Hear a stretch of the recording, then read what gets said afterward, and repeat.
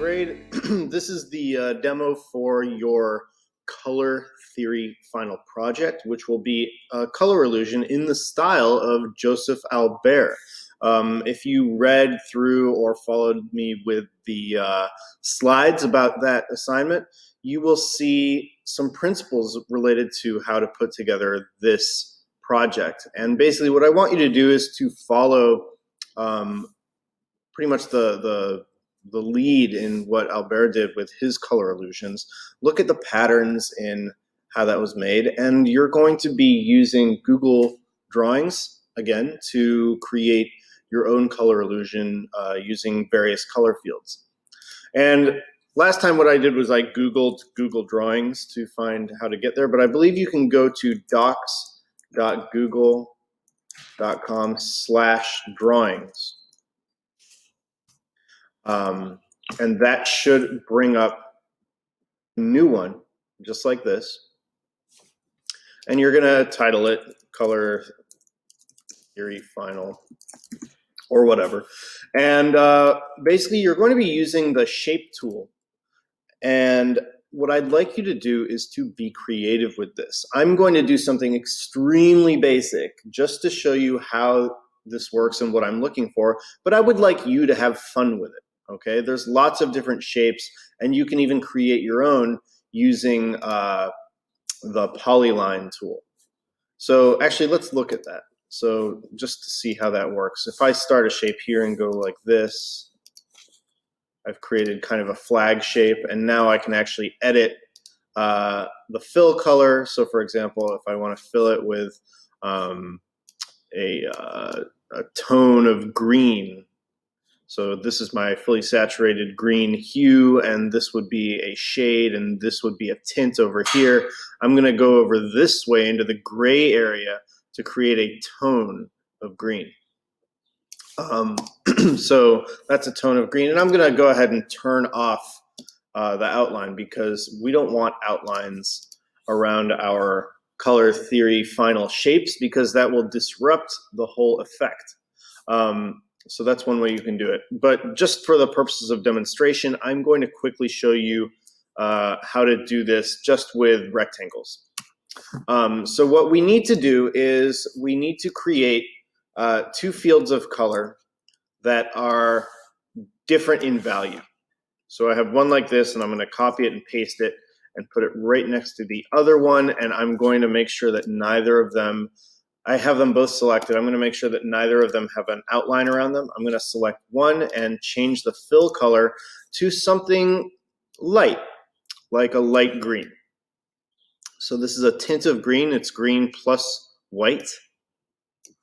Okay. And what I'd like to do is to create another field of color that is perhaps very different from this one in terms of its value, but also maybe in terms of its hue. So if I think about the color wheel, what is opposite green on the color wheel? I believe that would be red. So I'm going to go ahead and select red.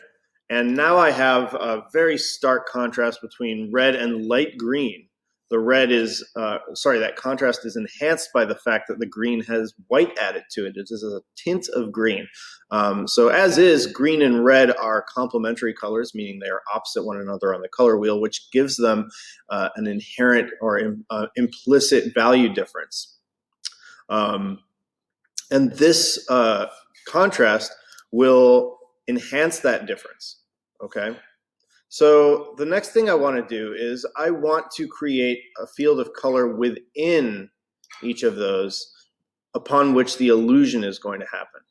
So I'm going to make a small patch like this, and that's going to be, let's see, I want it to be maybe on the, like related to green, maybe an analogous color to green. So I'm going to go to sort of a blue-green here, and I'm also going to keep this one desaturated because, as you remember from your slides, the field of color that the illusion is happening to should be desaturated in order to work. That's a pattern that we noticed with the Albers color field illusions. And again, we want to get rid of that outline. And what I'm going to do is I'm going to copy and paste this into the other field, and you can see that a guideline pops up to make sure that it's lined up with the other one. And I can look at this already and see, first of all, it's vibrating. I mean, this is very bright on my screen, and it is causing my eyes to do crazy things. But what's also cool is that because the inherent value of the red field is darker than the sort of middle desaturated value of this blue-green plus gray field, or desaturated blue-green field, this looks lighter than this. And the same thing, or sorry, the opposite thing is happening with the blue-green field against the green tint. So this looks darker compared to this. And as a result, I have hit quite immediately on a working illusion here. So this would count for full credit. Why? You've got the same color field desaturated upon which the illusion is happening. So the way it works is this looks lighter than this one, although they're actually the same.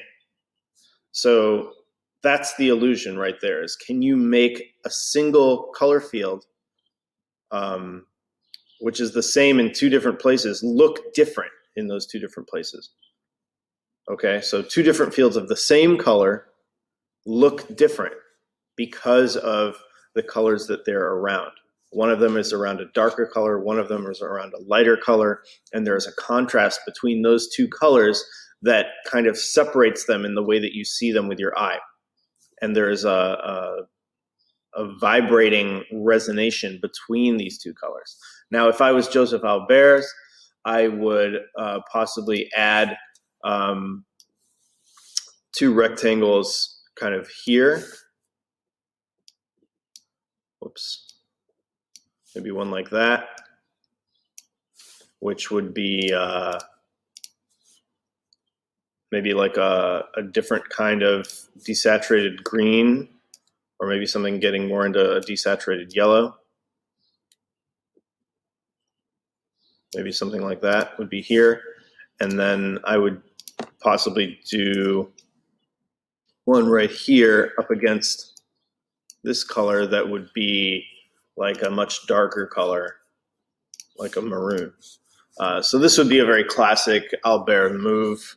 And you can decide for yourself whether you want to sort of add to the effect with color fields such as these. It's not required, but this is something that would be more like almost like a copy of an Albers. And again, I'm only showing you this with rectangles to keep it super simple. You have all these shapes at your disposal. Up here, if you select the different options or create your own, I'm really encouraging you to be creative here. So please don't just use rectangles. I want to see you come up with something that's going to work. But once again, the way this works is the field of color upon which the illusion is happening is completely surrounded by a color that we use to kind of orient to it. This will not work, for example, I'm going to delete these. This will not work if one of these colors is up against the middle line, because all of a sudden now we have this color as a point of reference for both of these fields. So you have to move this away from that light green in order to break apart that visual reference so that your eye orients this color to the field around it, if that makes sense.